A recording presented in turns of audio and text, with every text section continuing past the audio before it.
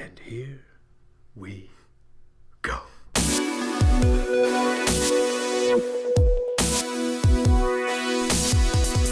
Welcome to the End, aka the Earth News Division.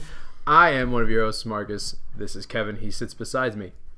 We are going to talk about a lot of things today. Yeah. But we're going to try and give it to you quickly. The first thing, the top of the bill, is Interstellar and Big Hero 6 came out last weekend. And Interstellar did not make number one movie of the weekend. It was close, though. It was close. So on Friday, Interstellar was number one. It had earned $19.1 million on Friday alone, opening day.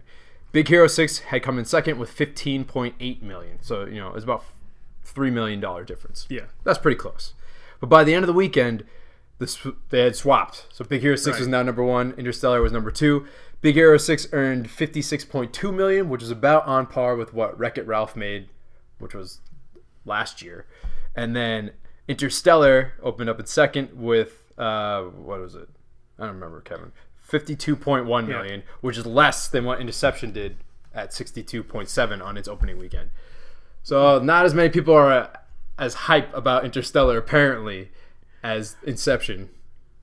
Well, I think that one thing to take into consideration with those numbers is that Big Hero 6 is pretty much half the length that Interstellar is. Interstellar is a long movie. But that's the thing. Most people are going to go into Interstellar not knowing that. The average person is going to go in not knowing how long that movie is. I think more people look up the length. Anyway, also there's the kid audience, which is numerous. That's fair. But there's lots of kids. That being said, these are still pretty close numbers. I mean, It's only $4 million difference. But it might be telling of something that Interstellar opened to less money than Inception did. But either way, Interstellar is awesome. You should check it out. We will have a video about that at some point or another. You will get it. You will watch it. You will enjoy it. Both Interstellar and our video. Up next, be afraid. Be very afraid. Because humanity has now built a robot that can mimic the crane move from Karate Kid. Now, the crane move is this move right here, like this. Can it kick? It cannot kick. Then what's the point? The point is they're trying to make robots that can simulate human movement. And the fact that this thing can... Like kicking. Yeah. Well, it's not getting there yet, Kevin. It can walk, and it can form the pose. All you need to do is make the one leg go... No, because the move is he jumps off one leg, and he switches, kicks with that leg, and then lands on that same leg again. You've never seen the movie. It's because his other leg is hurt, Kevin, so he has to use that one leg. So he can't land on his bad leg. That's why the other leg is up. The point is, robots that have damaged legs can now do this move against us if they can learn how to kick and jump. But it's scary. This is made things. This is made by Boston Dynamics, which is a company that's owned by Google, and this robot is called Atlas. So just be aware of that for when Skynet goes online. Stay far away from Boston, because that's where all these robots are coming from. Up next, in the long line of things that have been destroying my soul in the past year, essentially, we have another movie that's being turned into a television series. It is Evil Dead, which was rumored to be being turned into, getting another sequel. But instead, they're Bruce Campbell and Sam Raimi, the two guys behind this series, are turning it into a television show for Stars. Now, you might be asking a lot of questions, Kevin. Stars, for one. Do you know what Stars is? I know what Stars is. I know that it's a network. I just don't know what its what its theme is. It's knockoff HBO, essentially. That's all. Okay. So what's interesting about this is that, Bruce Campbell isn't a young guy anymore. It's been 30 years since he made one of these movies. I think it's been 30 years. And there could be some action in that role. Yes. Right. So apparently the story is that it picks up with his character, Ash, and the show's called Ash versus Evil Dead. It picks up with this character, Ash, 30 years later, and saying he spent the last 30 years avoiding responsibility, maturity, and the terror of the Evil Dead. So he's basically Bruce Campbell. That's what he's just going to be Bruce Campbell Just Bruce Campbell playing Bruce Campbell. Yes, and this will take part in 10 30-minute episodes. Oh, that's short. So it's short. So it's probably going to, it's not going to be like The Walking Dead. It's going to be something that's, probably a little bit lighter anyway. And especially since the Army of Darkness movies were a little bit lighter than the Evil Dead movies. And as I said, Sam Raimi will be directing at least the pilot, and he will also be executive producing. So that brings some credence to the show. But still, come on. You don't need to do this.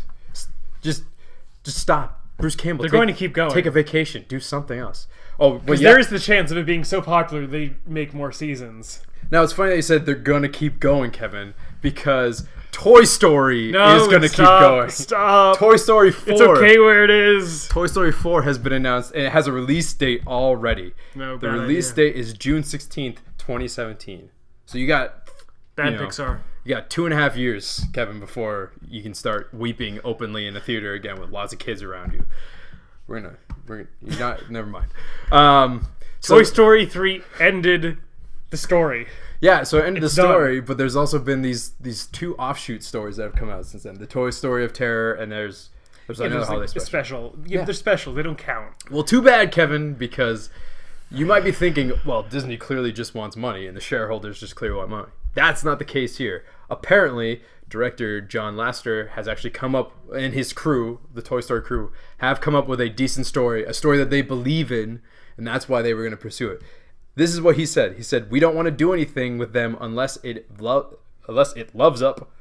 I wrote that wrong. Unless it lives up to or surpasses what's gone before." So many people have said that though, but in right before making bad sequels. That's fair. But Kevin, I have more news for you about this sequel. It is being co-written by Will McCormack and Rashida Jones, aka E.N.D. Perkins. From Parks and Rec. And what has she written before? Does she have the chops to write a Toy Story movie? I don't know if she's written anything, but she is producing a television show, or that it was a television show, A to Z on NBC.